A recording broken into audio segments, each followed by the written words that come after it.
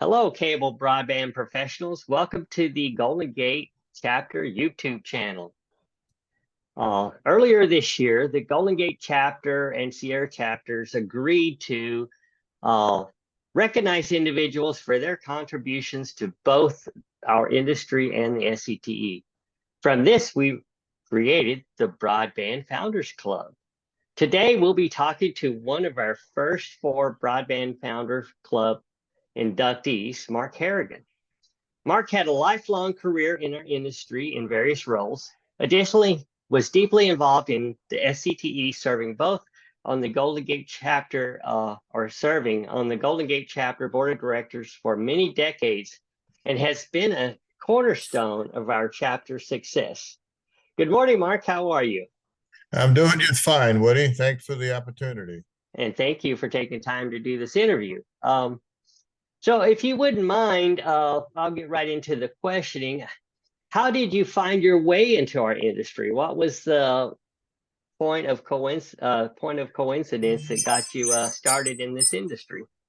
Well, I always wanted to work at a job that got me outside, kept me outdoors. When I was 14, I started working at a gas station in Lafayette across from the Roundup Saloon, which was right next door to the cable office.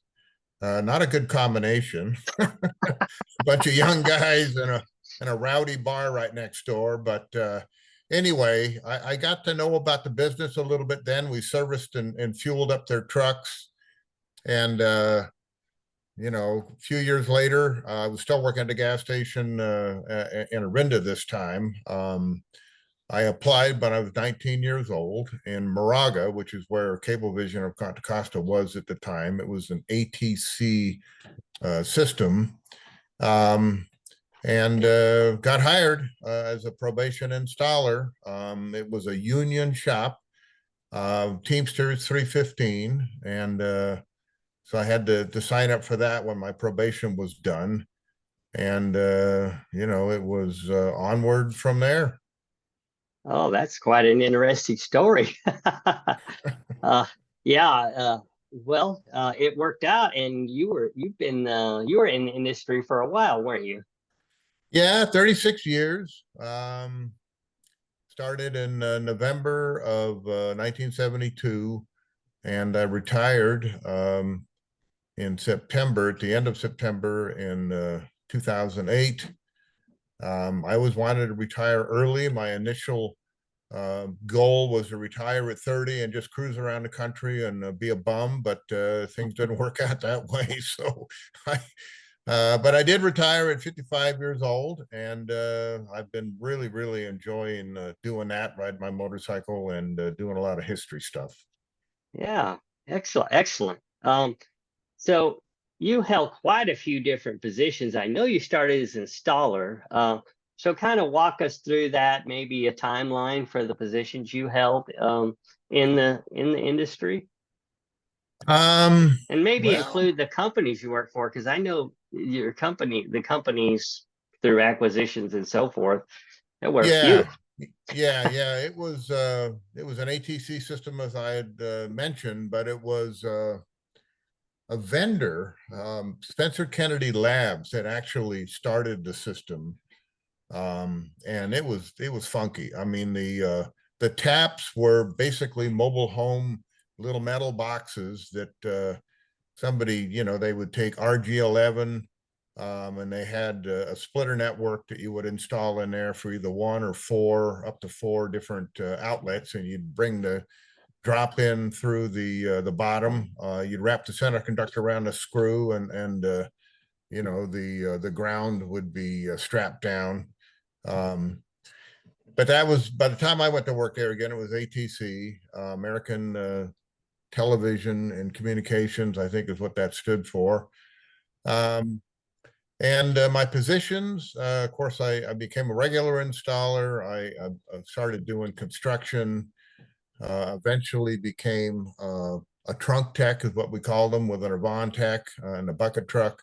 And we had cascades, Woody, that would just blow your mind. They were 55 amplifiers deep from our head end in Lafayette up above Rossmore out to the end of Blackhawk, which was brand new at that time. And yeah, it went from there. We were bought out in 1983 by Televents out of Martinez. Russ Salva, I think, I don't know if he's a founder or not, but it certainly should be. He goes back to 1969. And that was just relatively short-lived. When that happened, I ended up taking a position with United Cable as their state engineer. That office was in San Mateo. And that was great for a while. And, next was TCI. They bought us out, and the joke was eventually your system's going to be owned by TCI, and just about everybody around was. I was offered a position, I think, as state engineer or division engineer. I don't remember what it was, but it was pretty similar to what I'd been doing. And see, it went from TCI to AT&T Broadband and then Comcast. Yeah, that was quite a journey. It was. What was your let's see, you had a couple of positions in Comcast. What were they before you retired? Wasn't it like director of engineering? Or... Yeah, I was the director of engineering for several states. And then I got laid off in 2002. And I was kind of good with that. But after 10 months, Daryl McReynolds, who's still around, and I used to talk to, he's not in a good state of mind these days, but a good guy, hired me in as a compliance manager, which was, I had nobody reporting to me. It was a real simple job. I got me out on the road. They paid me, whatever the mileage rate was to ride my motorcycle all over the state and take people to lunch, basically. It was best job I have ever had by far. I did that through 2008 when the boss came to me and said, hey, when do you, because by this time I had two people working for him, Mike Milligan and Fred Cady, said, you got to lay off one of your guys. And I said, hey, I raised my hand. I'll go. I want to go. I'm 55. I'm going to be 55. I want to go. So it fell in perfectly with my plan. And that's when I left the business. So do you have any bizarre stories to, or funny stories to tell, or any high points and low points you wouldn't mind sharing with us? At Cablevision of Costa, it was a union shop, as I mentioned before. We had 2 strikes. And man, I mean, we were just crazy, stupid. We would follow the scabs around and harass them. And it was nuts. We slept out across the street from the cable office and had our picket signs. It was really nuts. Did pretty much the same thing 3 years later. I think it was 1978. So that's one of them. I mean, it was just cable guys back then. It was really the Wild West. A lot of drinking on the job. Some of the guys would stop at the liquor store on the way to their first job, or stay at the breakfast place for an hour. I mean, I don't know how some of them got away with it. I wasn't that bad. I generally did go to work. That's why I guess maybe I got bumped up just because it was competition wasn't all that great. Another one, we had a guy 60-20, 60-30 underground cables back then. And we were pulling cable in with a truck. We had the I can't remember the name of it, but there's like the Chinese finger thing at the end of the cable, and a 3/4 ton truck hauling it, and all of a sudden it broke, and that cable and the rope shot straight through the back window and the windshield of the truck and just missed the guy driving it by like inches. Oh my. Oh Yeah, my. I mean, not a lot of safety precautions back then. We did a lot of stupid stuff. Uh, Uh, we had another guy called Freak, who was a real muscular guy that we were putting a new trunk line from our head end up above Rossmore and Lafayette, and it was tree to tree. I mean, there were no telephone poles up there. So he had climbed up to move the lasher from one side of the branch to another, and he slipped, and ooh. he had a safety belt on, but it came up, and he had it strapped around the branch, and it came up and choked him off to where his air supply was gone. He was up there dying. And one of the guys climbed up the tree and somehow got him loose and dropped him down. But Uh, that was a pretty scary few minutes there. yeah, it sounds like it was really scary. Oh, that is very interesting. So, you were also heavily involved with SCT. How did you find your way into the SCT? I became a member, I believe, in 1979. And at the same time, I was also had become management for Cable Contra Costa. And I started trying to get myself elevated by taking the FCC first to second class license, and then I got my first class license. So I was really doing what I thought I needed to do to advance my career. And when SCT really became prevalent about that time, I joined, and uh, you know,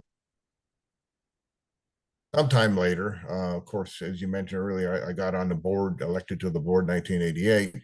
But well before that, I started the testing program and became fully certified at the technical and engineering levels, and that made a huge impact on my career. I mean, I think it Hmm. still does today. That anybody that's willing to go that extra mile to do something that isn't just fed to you by the company, which is really good nowadays. I know that Comcast has great training programs, and the other cable companies do too.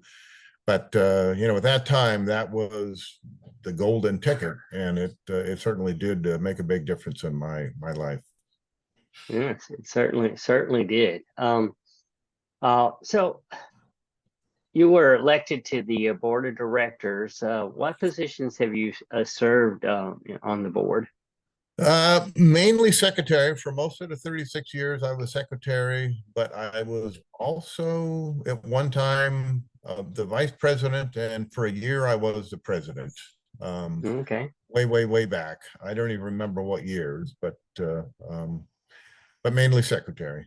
I remember you really liked that secretary position and I have to. did. It's funny, Woody. That all kind of goes back to when I went to work for United Cable in Alameda, which was a mini hub 2 system where we had standard backbone coaxial out to um, units that had the converters in them, basically, that took RF to light. And then it was fiber actually to the home, the opposite of what we have today. Yeah, I Um, remember that. yeah. And, it was important. Yeah, I think it for the chapter, I think we greatly benefited from you being secretary because you kept us literally singing to the same sheet of music. We Yeah. had And, everything documented, and we just followed it, improved on it, made sure that we got things done so we could take them off and so forth. So I think that was why I would say you were truly one of the cornerstones of the Golden Gate chapter. yeah. And For that. really to complete that thought, I kind of lost it for a second there. My boss, Terry Soley, said everybody's got to do a weekly report. You got to Mm, tell me what you're doing and what you're planning. And I did that all the way through the very end of hmm. working for Comcast, and then Mike Milligan picked it up for a while after that until he retired. I think somebody finally said, "Hey, that's enough. Don't do this anymore." But yeah, I've been a documenter, and I've done the same thing with my family. I'm just kind of going off on a rabbit trail here for a minute. I write things down for over 25 years as to what we're Hmm. doing, And it all kind of, and it's kind of the history part of it that I find it really interesting to see what was I doing on this day 25 years ago. I wish I'd done it as a kid. Of course, there's no way I would have. You know, when I was 5 years old, what did I do today? Yeah. That would have been fun to look back on. So that's all part of it. It's been a few years now, but I saw Tony Warner at one of the expos, and he asked me. He says, "Does Mark still do that weekly or monthly document he sends out?" And I said, "Yeah, he does. I was still working at that time, and you were still Right. too." And I think I said, "Yeah, he also does it for the chapter." So he was like, "Yeah, that's so impressive." Right. Right. uh, so. How do you like retirement, Mark? What does a typical day look like for you now? You know, I'm still very much a weekly person. I do, you know, my inside chores, my outside chores on the same day of the week. I do a longer ride every Thursday. I ride probably an average of 25,000 miles a year on my motorcycles, and you know, I've created a number of history groups for my area and motorcycles.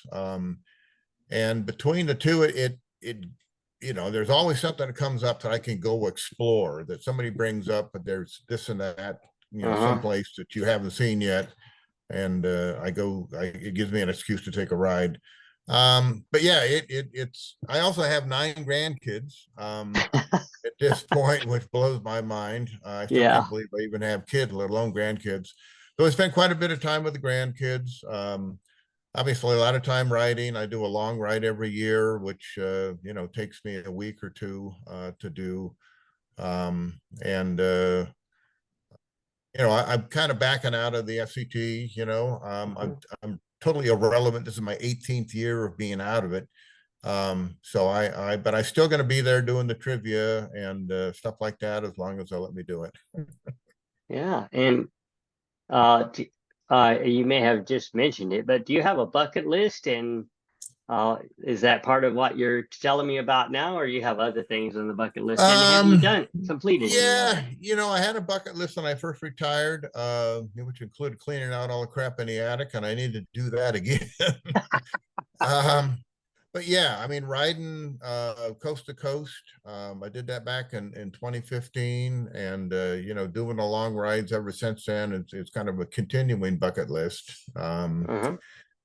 And you know, my wife and I did, you know, we we drove Highway 50 all the way from San Francisco, where it used to start, all the way to Ocean City, Maryland. Things Oh, like that. We still do, uh-huh. you know, yearly trips. But yeah, no major items right now. Just you know, staying vertical. I'm almost 72, and Uh-huh. you know, but I'm enjoying life every day. I mean, you know, you know, the old adage, you know, every day could be a last. I don't want to Uh-huh. be, you know, uh, it's true. You know, so many people I know are no longer around, and you never know. So you just got to Yeah. really enjoy life as it comes. That's some excellent advice. So, Mark, I think that we'll wrap things up now. So, thank you for taking time to do this interview. You've been, like I said, been a cornerstone to our chapter and our industry. I certainly learned so much from you when we were working together, because things were before that were kind of chaotic, and you came and put a method to the madness. So uh, I know me and many others greatly benefited from that. Um, and for those folks that have enjoyed this video, thank you for watching. And please don't forget to like and subscribe to our channel. If you subscribe, you'll get a notification every time there's a new video loaded. So thank you so much for watching, and we'll wrap things up here. Thank you, Mark. Thank you very much, Woody.